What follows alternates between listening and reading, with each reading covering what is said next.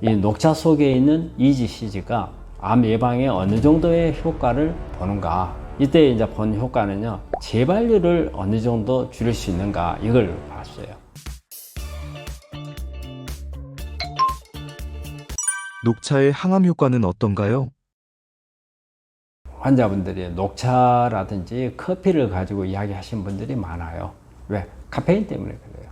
이게 카페인을 먹으면 암에 혹시 안 좋지 않느냐. 그래서 평소에 커피 좋아하고 녹차 했던 분들이, 어떤 분들이 이것도 내가 암을 이제 걸렸으니까 다 끊어야지, 이런 생각을 하시는데, 저는 커피하고 녹차는 환자분들한테 오히려 권합니다. 특히 이제 녹차 같은 경우는 그 안에 EGCG라는 성분이 있어요.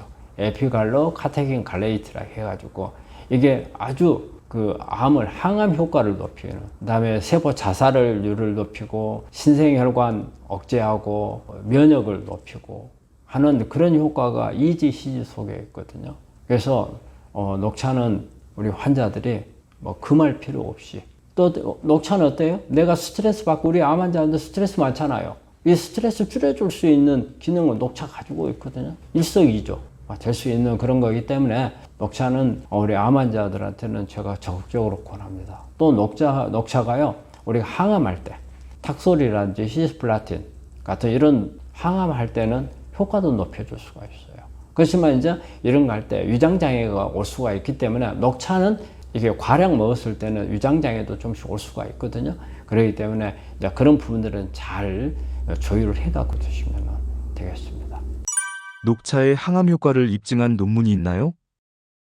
이 녹차에 관해서는 아마 제가 가장 최근 논문을 한번 찾아봤어요. 2025년도에 아메리칸 저널 오브 차이나 메디신에 나와 있는 건데요. 한 43편의 논문을 메타 분석했어요. 그러니까 논문들을 검토하는 거예요. 메타 분석이라는 거죠. 여기에 보니까 이 녹차 속에 있는 EGCG가 암 예방에 어느 정도의 효과를 보는가. 이때 이제 본 효과는요, 재발률을 어느 정도 줄일 수 있는가, 이걸 봤어요.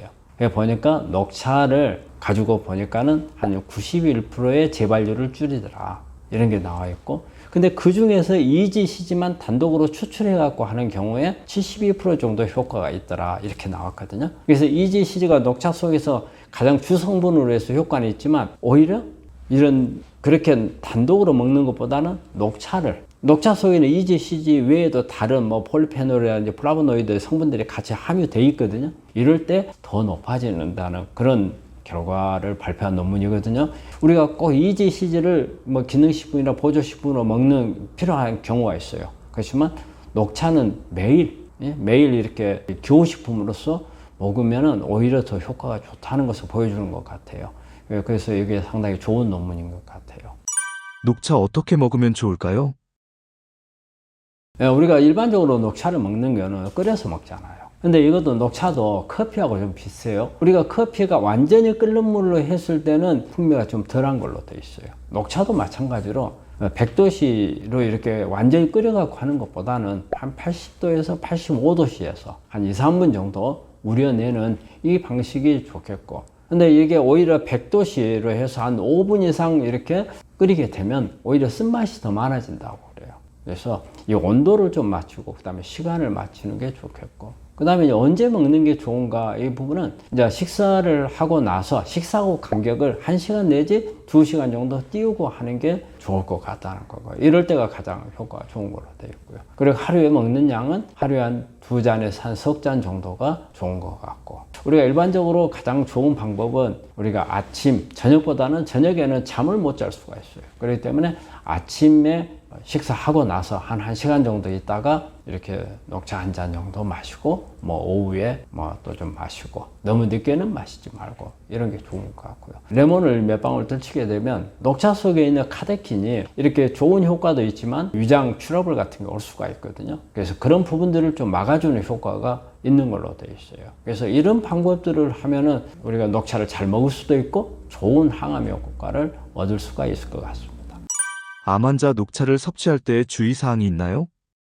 우리 암 환자들이 녹차를 먹을 때 딱 주의해야 될 게 뭐냐면요, 우리 암 환자는 여러 가지 치료를 많이 하잖아요. 그러니까 간이 상당히 시달릴 수가 있어요. 그런데 여기 녹차도 마찬가지로 간을 통해서 이게 해독을 하는 경우가 많거든요. 그러면 이때 이제 간이 안 좋은 사람들은 조금 조심을 해야죠. 최근에 이제 체중이 막 이렇게 줄어들고 있을 때 녹차가 또 다이어트 효과가 있거든요. 그러니까 체중을 더 빼버릴 수가 있어요.